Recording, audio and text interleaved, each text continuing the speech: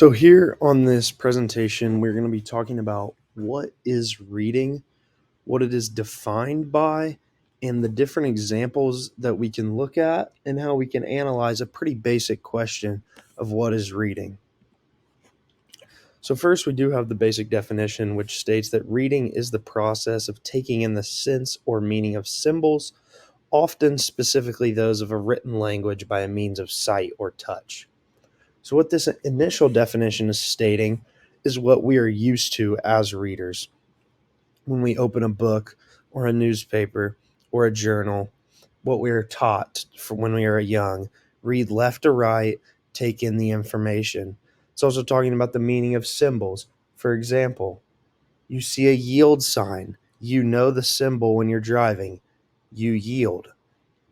Stoplights, symbols. You see red, you know to stop. You see green, you go. You are constantly reading throughout the day, even if you're not staring at words. And that's what we're taking a deeper dive into this presentation. And then lastly, obviously, we have here means of sight or touch. So if you feel something, mostly you're understanding what you are feeling, which your brain is analyzing, and then turning it into a presentation. Next, we have, whoops. Next, we have reading and history, which is my specific discipline.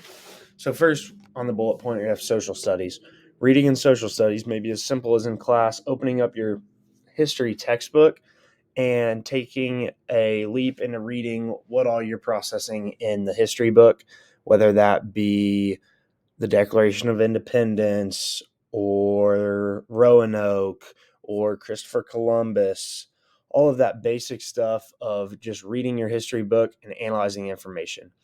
Now, reading in history is definitely reading to inform. There's different kinds of writing for reading. There's persuasive, there's informative, and history reading is definitely to inform.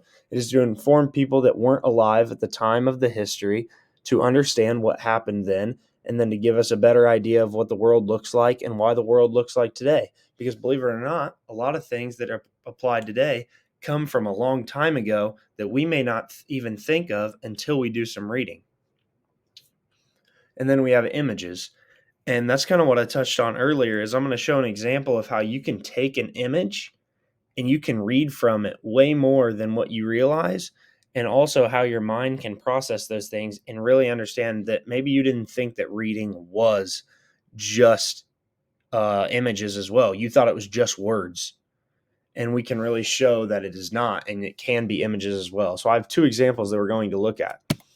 So the first example would be the Mayflower story. Right here, we have informative information, and it's reading left to right. This is pretty basic, pretty self-explanatory, exactly what reading in history is that we talked about. We're informed that the Mayflower set sail on September 16th of 1620.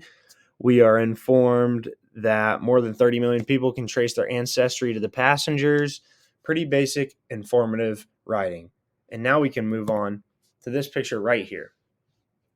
So here, you look at this picture and you may not know exactly what's going on, but you can process it through reading. So here we see Ben Franklin, Thomas Jefferson, and John Adams. These are, as Ben Franklin is the elder of the Declaration of Independence, you can see them holding this document here, being prepared to sign it. And you may not know that this is the Declaration right off the bat, but you do know that when Ben Franklin, John Adams, and Thomas Jefferson were in a room, something important was happening. You can see the feather pen in the middle of the table, which means they're signing something. You can see the elder of the Declaration of Independence, Ben Franklin, holding a document. So from here, we can infer and analyze based off what we see that these gentlemen might be just signing the Declaration of Independence. Now, the example that I just explained to you is how reading can be done without words, without symbols. There are no symbols in this picture. There are no words in this picture. There are just items and people that you can take and give yourself a good understanding of what is happening.